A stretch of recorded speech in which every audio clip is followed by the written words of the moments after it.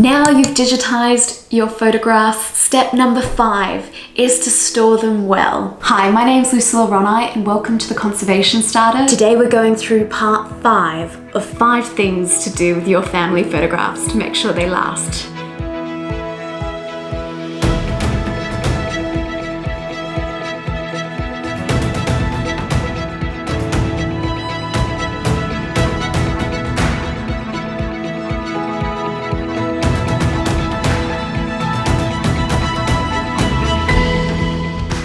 This is how they were stored previously, and it's not ideal. I could say so much on how to store your family treasures properly, so I'm going to do a whole nother video on this. I'm just going to do a quick summary version now. The main thing is you store your photos out of the light, away from any dirt or dust or pests, so away from any eating areas ideally, and in a place that has a really stable temperature and humidity, because this can affect your photographs. So in a dark, cool, very insulated cupboard is probably the best place you can find. You don't want to put it in your attic, and you do not want to put it in your basement because the temperature and also the humidity can vary a lot. They can also be prone to leaking and flooding, so not good. Ideally, the materials you use to house your items while in storage are conservation grade. So that means materials that are acid free and materials that aren't going to change over time and then impact your treasures. Conservation grade means the highest possible quality, and it can be expensive, so you don't have to do that. For example, if you don't have access to conservation grade boxes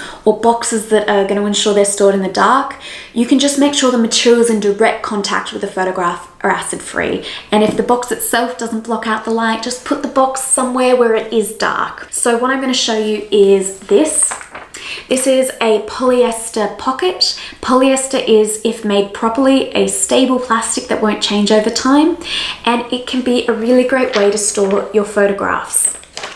So the good thing about polyester pockets is you can get them in lots of different shapes and sizes. This might even be a bit large, so you can get smaller ones if you like. They stop you having to handle your photograph directly, so I can take these off. And it means that you can see both the front and the back, which is really fantastic. You can stack these up together, ideally in a vertical orientation, and you can put them back into non-archival boxes if you need to. There are a lot of conservation grade boxes available from certain stores, and you can get them in all different shapes and sizes. And then if you want to, you can just stack your photographs directly inside, but I strongly recommend including an interleaving material, which means material you can put between the photographs so they're not in contact with each other. Again, I recommend this is conservation grade, acid free and neutral, and you can stack them all up in there in the same box and then pop the lid on and pop it in storage. So those are my top 5 tips on how to care for your family photographs. This is all stuff you can do at home. If you have any questions, let me know in the comments below. There are going to be so many more videos like this coming, so make sure you subscribe to never miss a video. Thank you for joining me on how to store your family photographs. Make sure you check out my earlier videos on how to handle, identify, clean and share your photos. And this is the last video on the 5 things to do with your family photographs.